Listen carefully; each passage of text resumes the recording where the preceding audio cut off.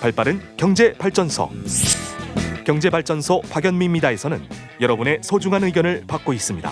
짧은 문자 50원, 긴 문자 사진 문자 100원, 샵 0951 또는 TBS 앱을 통해 받습니다.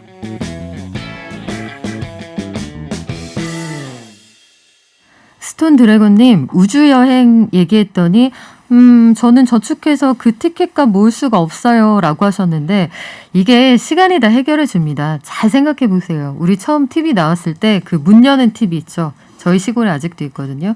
전화기 놓는 게 또 부의 상징이었지 않습니까? 근데 지금 전 국민이 다 가지고 다닌단 말이에요. 저는 우주선을 그 우등고속 정도로 탈 수 있을 때까지 기다리겠습니다. 그러려면 건강해야겠죠? 항상 건강하시기 바랄게요. 자, 오늘은 하루의 시작과 마무리를 하는 안식처이자 자신의 가장 큰 부분을 차지하는 집에 대해서 한번 얘기를 해볼까 해요. 코로나19 시대의 집의 의미는 더욱 색다르게 변했습니다. 무대이기도 하고요. 카페이기도 하고 일하는 사무 공간이기도 하죠. 그래서 우리 시대의 집이란 어떤 의미일까? 이 물음 같이 대답해보기 위해서 경제 이슈 현장 부부 건축가 두 분 모셨습니다. 내가 살고 싶은 작은 집, 큰 생각 등을 펴내신 분들이죠. 재작년 봄부터 주인을 닮은 집 200여 채를 우리에게 소개해주고 계시는 가온건축의 임형남 건축가님, 노은주 건축가님 모셨습니다. 안녕하세요. 네, 안녕하세요. 네, 제가 두 분 오시자마자 그거부터 여쭤봤어요. 두 분은 그래서 살고 싶은 집을 지어서 멋진 집 지어서 사십니까? 아파트 사십니까? 여쭤봤거든요. 예, 답변을 좀 저희는 아파트 살고 있습니다. 너무 송구스럽게. 아니, 두 분이 그 네. 아파트에 사신다고 해서 저희가 잠깐 담소하면서 웃었는데, 원래 그렇습니다. 이 과일집 하면 그 집은 손님들한테는 못 파는 거 맨날 그치. 끝물 먹게 되잖아요. 저희도 마찬가지고요. 예.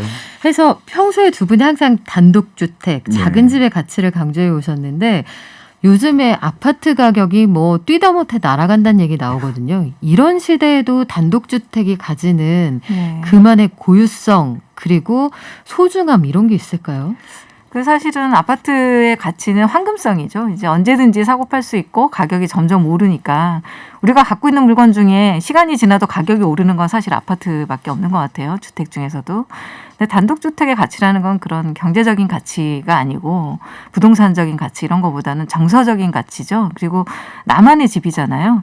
가령 아파트는 이제 비슷비슷한 집의 조건을 찾으면 얼마든지 뭐 내 집을 팔고 새 집을 사고 이럴 수 있지만 단독주택은 나만을 위해 짓는 집이잖아요. 내 가족만을 위해 짓는 집이고, 그러니까 그러기 때문에 뭐 그런 주변의 환경, 자연 환경이나 재료나 이런 것들이 다 내 맞춤옷처럼 네. 나만의 가치가 있기 때문에 그거를 좀 다른 거하고 비교할 수 없는 어떤 그런 게 좀 있다고 생각을 합니다. 그래요. 돈으로 살 수 없는 돈 이상의 가치인데, 저도 생각해 보면 저희 어릴 때 한참 단독주택을 올리는 그 붐이 일었거든요. 네. 88 올림픽 끝나고 네. 나서요. 그래서 그때 다들 그 집에 살면서 가지고 있었던 추억이 하나쯤 있는 것 같은데, 선생님 지금 여태까지 이제 많은 집주인들 만나시면서 예. 철학이 담긴 집을 만나며 건축가로서도 느끼는 바가 많으실 것 같아요. 그렇죠. 그러니까 이 집이라는 게 뭐 각자의 인생, 자기 인생을 사는 거잖아요.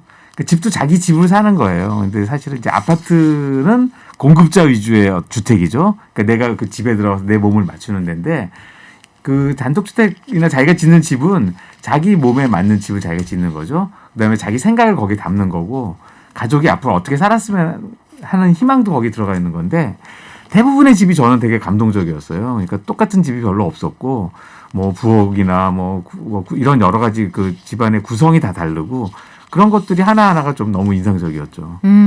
저도 두 분이 출연하신 그 TV 프로그램에서 그 아버님 댁하고 그 자녀의 네. 집이 서로 공간은 분리하면서도 연결돼 있는 그 뒷마당에서 손녀, 손자가 뛰어노는 이런 모습 볼 때 참 감동적이라는 생각이 많이 들었는데, 네.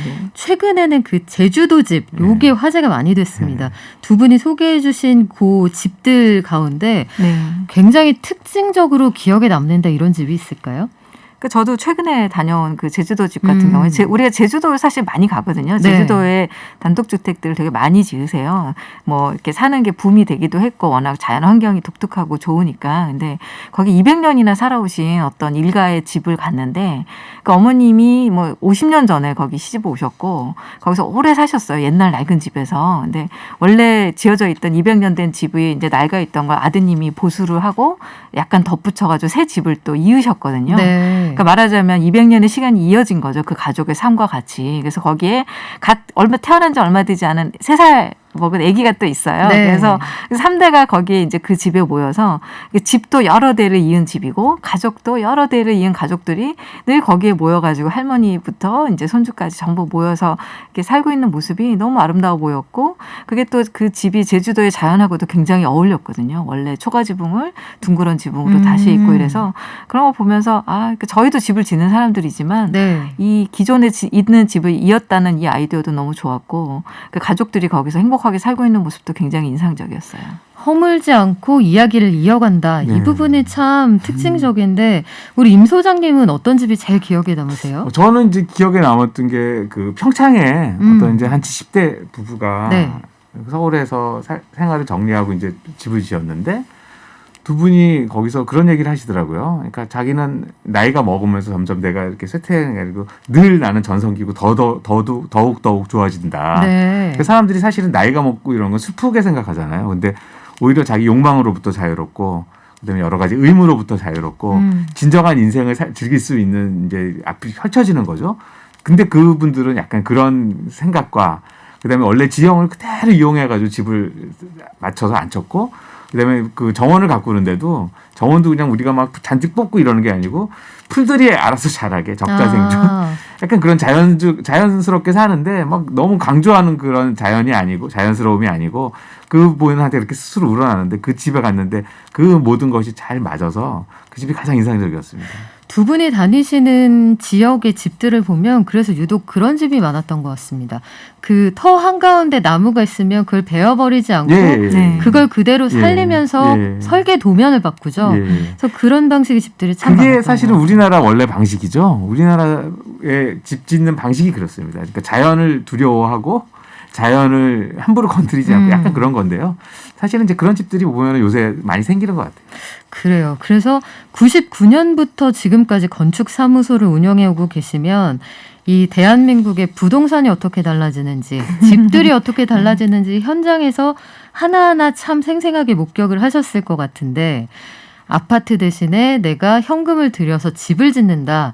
사실은 굉장히 용기가 필요한 일이기도 하거든요. 주로 어떤 분들이 의뢰를 하시나요? 그 사실 보통 분들은 아니시죠. 그러니까 평범함을 좀 거부하는 분들인 것 같은데 네. 예전에는 사실은 이제 그 세컨드 라이프라고 해야 돼. 제2의 인생을 준비하시는 분들, 가령 은퇴를 앞두고 있다거나 자녀를 다 키우고 다 분가를 시키고 이제 조금 이제 넓은 공간이 필요하지 않고 좀 더 자연에서 살고 싶으신 분들, 좀 연세가 있으신 분들이 집을 많이 지으셨어요.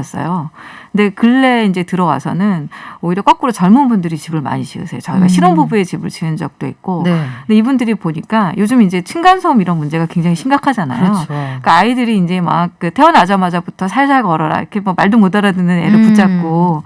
그러니까 이제 그런 것들에 스트레스 많이 받으신 가족들이 자 애들을 마당에서 뛰어놀면서 키우고 싶다든지 그다음에 또 아니면 요즘은 이제 도시에서도 살지만 조금 도시 외곽에 위성도시라든가 아니면 혁신도시라든가 이런 식으로 좀 환경이 좋은 지역들이 많이 생겨났잖아요. 네. 그런 쪽으로 이제 이주를 하면서 가족이 이주를 해서 좀 색다른 환경에서 살아보고 싶으신 분들 그래서 연령대가 굉장히 예전에 비해서 단독주택을 꿈꾸는 분들이 다양해졌어요. 아, 그렇군요. 예전에는 진짜 생각하면 저는 이제 귀향할 거예요. 도시에 살 필요 없어요. 이런 분들이 많았는데 진짜 말씀 듣고 보니까 두 분 소장님께서 현장에 나가셨을 때 젊은 부부들이 네, 많아요. 아이들 키우면서 저희는 여기서 애들 막 맨발로 다니고 뛰게 해요. 그리고 집마다 자기가 좋아하는 공간이 따로 있었다는 게 그게 굉장히 특징적이었던 것 같아요. 네. 근데 코로나19로 집에 머무는 시간이 굉장히 많이 늘어나면서 집에 대한 시선, 집에 대한 재평가가 이루어지는 게 바로 현재인 것 같은데요.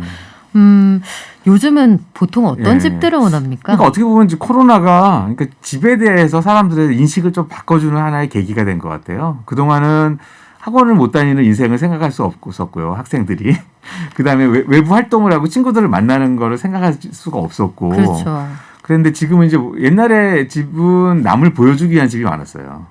그러니까 뭐 거실에 가구나 이런 거는 뭐 어때야 되고 뭐 이런 그렇죠. 기본적인 패턴이 있었는데 요새는 이제 그런 거로부터 좀 자유로워진 것 같아요. 그러니까 자신한테 집중을 하게 되고 자신한테 맞는 공간. 그다음에 거실도 뭐 남들이 이렇게 한다고 해서 이렇게 하는 게 아니고 뭐 거실이 필요 없어 그러면 거실을 없애버리고 부엌을 넓힌다든가.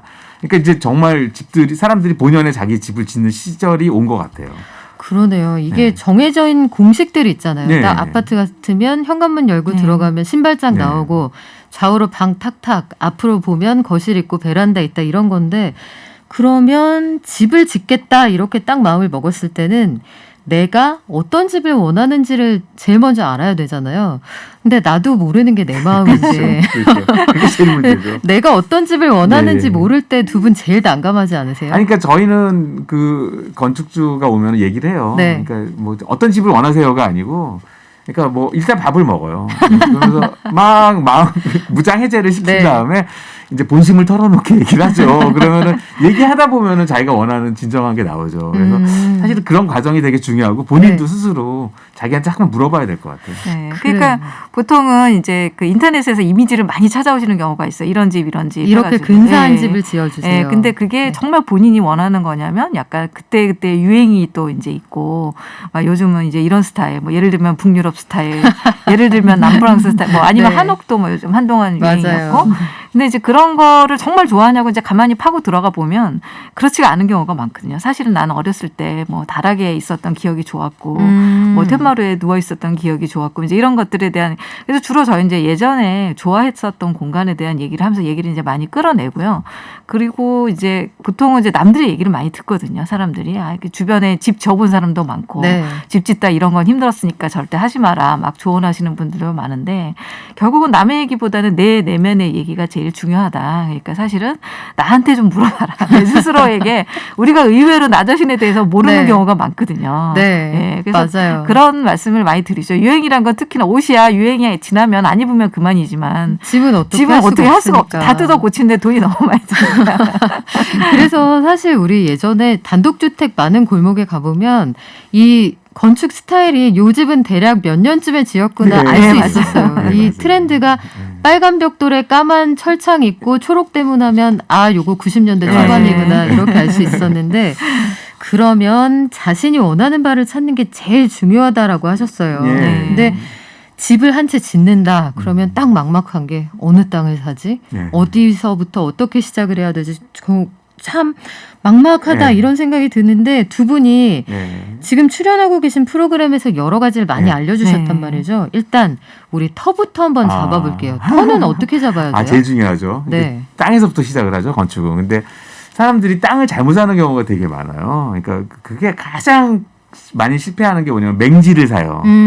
도로가 없는 땅이 있거든요. 아하. 근데 이게 이제 현황으로는 도로가 있어서 샀는데 나중에 도시계획 확인원이나 이런 거 도시계획 상황을 확인해 보니 도로가 아닌 거예요. 네. 사도를 지나서 가는 거. 근데 그런 땅에는 건축을 할 수가 없어요, 1차. 자재가 그러니까- 들어갈 수가 없네요. 예, 네. 그러니까 이제 건축 허가가 안 나고 지어도 무허가죠. 그러니까 일단 도로가 있는지를 확인을 해봐야 되고, 그다음에 주변에 이제 그 뭐 인프라라 그러죠. 기반 시설이 잘 갖춰져 있느냐. 병원이나 뭐 슈퍼 같은 게 너무 멀어버리면 뭐 등등 힘들어지겠죠. 시작해서 상하수도, 네. 그다음에 뭐 심지어 도시가스 뭐 이런 것들이 어느 정도 잘 돼 있느냐를 좀 봐야 되고요. 또 세 번째는 요새 이제 그 집중 강우 이런 거 많이 오잖아요. 그럴 때 이제 산사태나 이런 유실되는 우려가 많이 있어요. 대지 주변이. 네, 네. 근데 그런 거에 대한 이제 대치가 잘 돼 있느냐, 주변의 산과의 거리 뭐 이런 것도 좀 봐야 되고, 그다음에 이제 주변에 우사 축사 가장 조심해야 되는 게 이제 우사 축사가 주변에 얼마나 큰 거리가 있느냐, 예, 이게 뭐 이제 힘듭니다. 그런 것들을 좀 보면서 예. 시작해야 되겠죠. 저도 시골에서 커서 요 잘 아는데요. 꼭 예. 필요한 산업이지만 그 주변에 거주하는 거는 예, 쉽지가 네. 않습니다. 시골에서는 좀 그러면 이제 땅을 골랐다고 치죠. 네. 그럼 건축가를 잘 만나야 할 텐데 네. 우리 건축학개론 영화를 보면 네. 서연이가 대학 동창이었던 친구를 찾아가잖아요. 네, 그렇죠. 그 두 사람은 건축가와 그 건축주 사이의 관계가 좋았는데 네. 건축가를 내 마음에 쏙 드는 분을 만나려면 어떻게 찾아가야 되는 거예요? 그래서 사람들이 건축가를 만나는 걸 좀 두려워하시는 경우도 많이 있어요. 그러니까 보통 시공자들을 만나기가 더 쉽거든요. 그래서 이제 또 일괄로 다 해주시는 경우도 네. 많이 있고 그런데 건축가들이 이렇게 상담하고 만나기가 그렇게 어렵지 않은 게 요즘 이제 인터넷에 정보가 굉장히 많이 뜨거든요. 네. 어떤 괜찮은 집의 이미지가 뜨거나 뭐 그런 여러 가지 프로그램을 통해서 건축가의 이렇게 스타일이 좀 마음에 맞는 건축가를 몇 명 고른 다음에 그냥 전화해서 상담하고 만나시면 되고요. 얘기를 이제 뭐 보통 상담하면서 얘기를 한두 시간 나누다 보면 이 사람이 내 얘기를 잘 들어줄 건지 아니면은 조금 약간 권위적인지 혹은 그래서 일단 말이 좀 잘 통하고 네. 이야기를 잘 나눌 수 있고 심지어는 좀 철학적인 어떤 그런 것도 좀 비슷한 사람이면 더 좋겠죠. 그래서 그런 것들이 그 사람이 이미 이제 설계한 작품으로 드러나는 경우도 있고요. 아니면 아주 젊은 건축가 이제 사무실을 열어서 뭐든지 열심히 할 준비가 돼 있는 건축가도 괜찮아요. 네. 그래서 제일 좋은 거는 우리가 친구도 사실 여러 명의 친구 중에 만나면 만날수록 말이 잘 통하는 친구가 있잖아요. 그런 식으로 조금 이야기가 잘 통하고 내 얘기를 잘 들어줄 것 같은 그런 건축가면 충분할 것 같습니다. 일단 부딪혀 보셔야겠네요. 부딪혀 봐야겠는데 청취자분들이 아마 나도 나만의 집을 갖고 싶다 하시는 분들이 제일 궁금한 게 아마 비용일 거예요. 네. 그렇죠. 예컨대 대지 50평에 건평 40평이다. 이만한 집을 올리려면은 그 서울의 수도권 안에서 크게 벗어나지 않는다고 치면 예. 어느 정도 건축비 예상하면 될까요? 지금 이제 땅값이 하루가 다르게 오르고 있어가지고 뭐 특정할 수는 없는데 서울에 뭐 대지가 한 50평이요. 그러면 어느 정도 될까요? 근데 서울에 사실은 불과 얼마 전까지도 저희가 2014년만 해도 평당 1,000만 원짜리 땅들이 많았거든요. 근데 지금은 좀 한 3, 4천만 원씩은 하는 것 같아요. 그래서 네. 서울보다는 조금 수도권으로 네. 가셔야 될 것 같고 거꾸로 이제 저는 예산을 세우라고 말씀을 드려요. 예전에는 가령 땅값 2억에 집 고치석에 공사하는 비용 2억에서 한 4억에서 5억 사이로 단독주택 예산을 잡으셨거든요. 근데 지금 우리가 이제 그 사이에 변화가 뭐가 있어요? 코로나가 있었죠. 네. 코로나 때문에 인건비랑 이제 자재들이 수입이 잘 안 되니까 자재비가 좀 많이 올랐어요. 네. 그러니까 2배까지는 아니지만 거의 그 정도 육박하게 공사비가 좀 많이 올랐거든요. 그렇군요. 그래서 저희가 거꾸로 예를 들면 땅값은 이제 워낙에 이제 뭐 자기 고향 땅을 갖고 계신 분도 네. 계시고 주변에 근교에서 조금 괜찮은 데를 찾는 분도 계시고 해서 땅값이 뭐 한 3, 4억이 들었다 치고 공사비도 한 3, 4억 뭐 이렇게 보셔서 예를 들면은 그게 이제 서울에서 지금 뭐 그래도 아파트값보다는 싸더라고요. 이게 서울에서 서울이나 서울 대도시 주변에서 아파트를 사는 것보다는 단독주택을 땅만 잘 고르면 공사비는 사실은 그 정도 수준이거든요. 이제 만약에 한 40평 집을 짓는다 그러면 좀 적게는 한 3억 3억 미만은 사실 힘든 게 이게 코로나가 끝나면 제가 잘 모르겠어요. 근데 코로나가 조금 당분간 간다고 보면 네. 철근값 같은 게 한 2배 뭐 오르고 많이 이랬었거든요. 올랐죠. 그래서 일단은 내가 가능한 예산을 예를 들면은 토탈 예산을 잡고 거기서 건축비는 얼마, 땅값은 얼마, 그다음에 기타 또 뭐 들어가는 가구에 대한 비용이나 조경에 대한 비용 이런 것들이 또 있거든요. 그래서 내가 전체 예산을 사실 정하는 게 제일 중요하고 공사비는 그거에서 사실은 순수한 공사비는 사실 어떻게 보면 몇 프로 안 될 수가 있거든요. 그래서 저희는 거꾸로 예산을 정하시라 그렇게 말씀드려요. 그래요. 마음을 정하셨으면 역산을 해서 우리 철학에 맞는 건축가를 만나는 이런 순서로 가시면 될 것 같은데요. 시간이 아쉽습니다. 두 분 보내드리기 아쉬운데요. 현장의 목소리 전해드리는 경제이슈 현장. 오늘은 가온건축의 노은주 건축가님, 임형남 건축가님과 함께했습니다. 고맙습니다. 아유, 네, 감사합니다. 감사합니다. 예.